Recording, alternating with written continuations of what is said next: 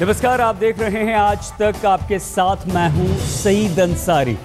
हम भारत के most wanted और सबसे बड़े दुश्मन दाऊद इब्राहिम की एक एक बात, उसका पता ठिकाना, उसकी आवाज सब आपको सुनवाएंगे। लेकिन सबसे पहले दाऊद इब्राहिम की यह आवाज आप सुनिए।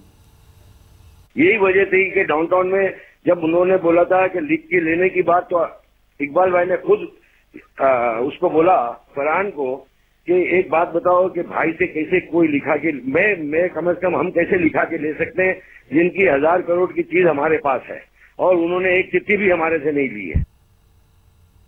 दाऊद की ये भी आवाज सुनिए। लिखा पढ़त तो मैं इसलिए नहीं करता हूं कि मेरे को कोई कोर्टों में नहीं जाना है। मेरे पास खुद कोर्ट लगी हुई होती है, मैं खुद जज होता हूं अपने केस का, और अल्हम्दुलिल्लाह अनजस्टिस मैं किसी के साथ करता नहीं हूं और अपने साथ होने दूंगा। और ये आवाज भी दाऊद की ही है। आगे इस तरह बढ़ो, अगर इधर माल पूरा बिकता है तो बेच दो मलिक वाली, और नहीं तो हमारा 25% तुम पहले अलग कर दो। ये माल हम बेचने नहीं देंगे इस कंडीशन में, समझ में है? आपने जो आवाज सुनी वो दाऊद इब्राहिम की आवाज है। आपने दाऊद इब्राहिम को सुना है। 1993 में मुंबई में बम धमाकों को अंजाम देकर पाकिस्तान भाग जाने के बाद दाऊद की ये पहली आवाज दुनिया के सामने आई है, और अपनी आवाज से ही दाऊद इब्राहिम ने इस बात के सबूत दे दिए हैं कि वो पाकिस्तान में ही है, पाकिस्तान के कराची में ही है डॉन, और वहां उसका अंडरवर्ल्ड पूरी तरह से आबाद है।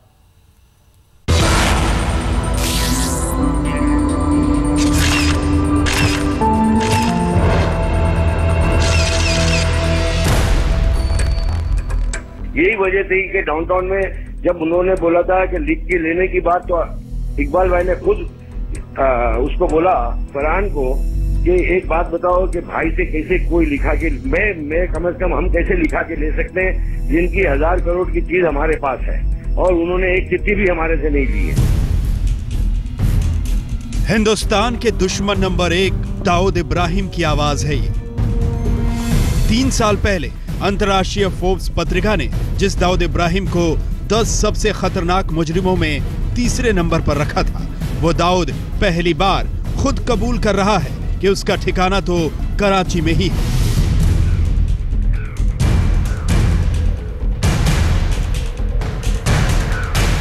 दाऊद के पाकिस्तान में होने का पहला सबूत, कराची के डाउनटाउन इलाके में हजारों करोड़ की संपत्ति का कबूलनामा। पहली बार दाऊद इब्राहिम ने कराची में बैठे बैठे कबूल किया है कि उसके घर क्लिफ्टन से 7 किलोमीटर दूर डाउनटाउन इलाके में उसके पास 1000 करोड़ रुपए की प्रॉपर्टी है। नहीं भाई, वो इंटरेस्ट की वजह से पर्दा नहीं रखा था।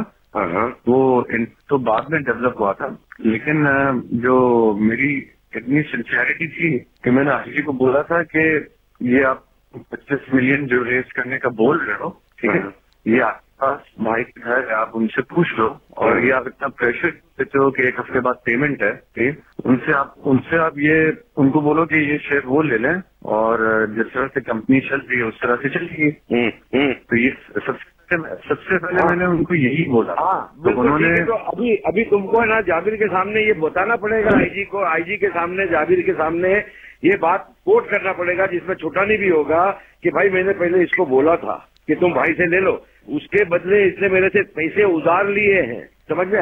अच्छा एक बात बताओ, सिंपल सी बात बोल रहा हूँ, मेरी बात सुनो। पहले 25% जब मैं था, देखो अल्लाह की कुदरत, 25% पहले जब मैंने इतना बड़ा इन्वेस्टमेंट समझ के 25% रखा, यासिर पे कोई बात नहीं आनी चाहिए, यासिर हमारा है। मेरे को फरहान ने हाजी मजीद के सामने बोला, भाई आपने यासिर को बहुत ओवर सपोर्ट किया। मैं बोला उसकी वजह है मेरे पास, उसके बाप से मेरे इतने साल से रिलेशन है, मेरी इतनी चीजें उसके बाप के नाम पर है, और मैं इतना ट्रस्ट करता हूँ कि मैंने एक चिट्ठी भी लिख के नहीं दी है उनसे कि भाई मेरी क्या चीज आपके पास, एक राइटिंग में एक लफ्ज नहीं लिखा। यही वजह थी कि डाउनटाउन में जब उन्होंने बोला था कि लिख के लेने की बात, तो इकबाल भाई ने खुद उसको बोला, फरहान को, कि एक बात बताओ कि भाई से कैसे कोई लिखा के, मैं कम से कम हम कैसे लिखा के ले सकते हैं जिनकी 1000 करोड़ की चीज हमारे पास है, और उन्होंने एक चिट्ठी भी हमारे से नहीं ली है। ये बातें तो पुरानी हो गई हैं कि पाकिस्तान के कारोबारी शहर कराची में क्लिफ्टन इलाके में दाऊद का विशाल, लेकिन दुबई में अपने गुर्गे प्रॉपर्टी डीलर से बातचीत करते हुए दाऊद ने कबूल कर लिया कि उसकी जड़ें तो पाकिस्तान में गड़ी हैं। वेब न्यूज newsmobile.in के मुताबिक पिछले महीने ही दाऊद की ये बातचीत टेप रिकॉर्ड हुई थी।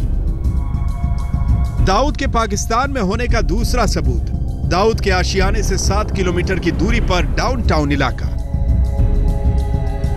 जिस डाउनटाउन एरिया में जमीन जायदाद की खरीद फरोख्त के बाद दाऊद इब्राहिम दुबई में बैठे अपने 2 गुर्गों जावेद और यासिर से कर रहा है, कराची का वो डाउनटाउन एरिया दाऊद के व्हाइट हाउस वाले बंगले से मुश्किल से 7 किलोमीटर की दूरी पर है। दाऊद ने खुद कबूल किया है कि वो बड़े ठाठ से रहता है, बिल्कुल कराची में किंग की तरह।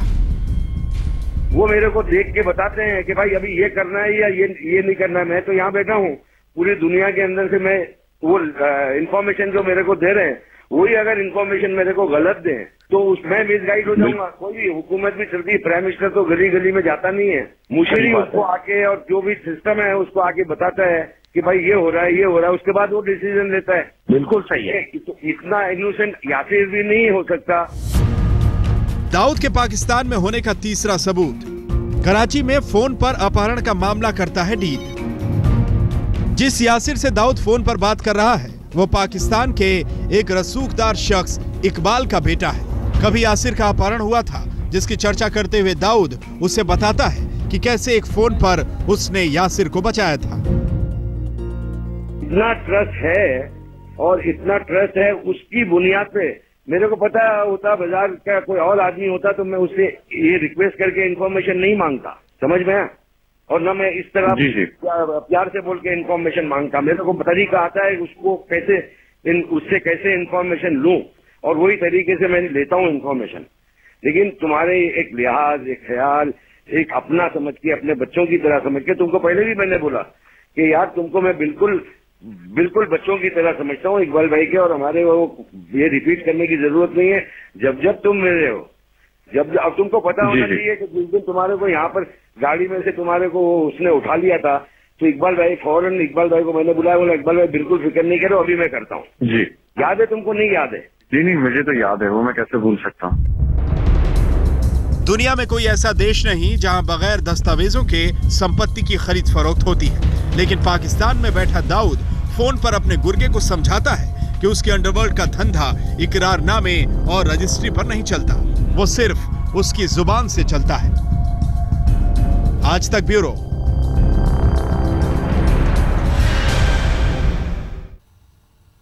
दाऊद कराची में बैठा है, लेकिन उसका कारोबार दुबई तक फैला हुआ है। बस उसकी एक फोन कॉल पर हजारों करोड़ों की जमीन जायदाद के वायरे न्यारे हो जाते हैं, और ऐसा इसलिए कि दाऊद ये मानता है कि उसकी अपनी अदालत है और उस अदालत का जज भी वो खुद ही है।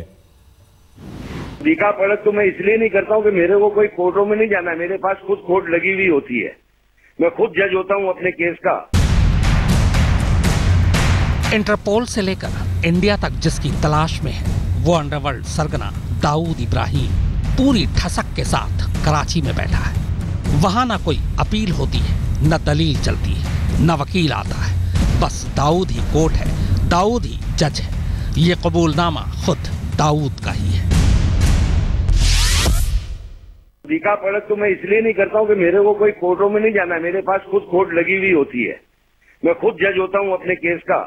और अल्हम्दुलिल्लाह अनजस्टिस मैं किसी के साथ करता नहीं हूँ और अपने साथ होने दूंगा। पहली बार पश्चिमी देशों की कूटनीतिक और खुफिया एजेंसियों ने सैटेलाइट सर्विलांस के जरिए कराची में बैठे दाऊद इब्राहिम की सभी फोन लाइंस टैप कर ली हैं। इसी से पता चलता है कि वो रहता कराची में है, लेकिन 1200 किलोमीटर दूर कराची में रियल एस्टेट का कारोबार उसकी मुट्ठी में है। आगे इस तरह बढ़ो, अगर इधर माल पूरा बिकता है तो बेच दो मलिक वाली, और नहीं तो हमारा 25% तुम पहले अलग कर दो। ये माल हम बेचने नहीं देंगे इस कंडीशन में, समझ में है? दाऊद कराची के एक पॉश इलाके में रहता है। कराची के ही दूसरे पॉश इलाके डाउनटाउन में उसकी 1000 करोड़ से ज्यादा की संपत्ति है, जबकि दुबई के सबसे पॉश शेख जायद इलाके में उसके पास करीब 5 लाख वर्ग फीट की प्रॉपर्टी है, जिसकी कीमत 1100 करोड़ रुपए के पार जाती है। इसका खुलासा भी दाऊद की यासिर और जावेद से बातचीत में होता है। वो 8 बिल्डिंगों में से 5 बिल्डिंग अच्छी चुन के ले ले पहले।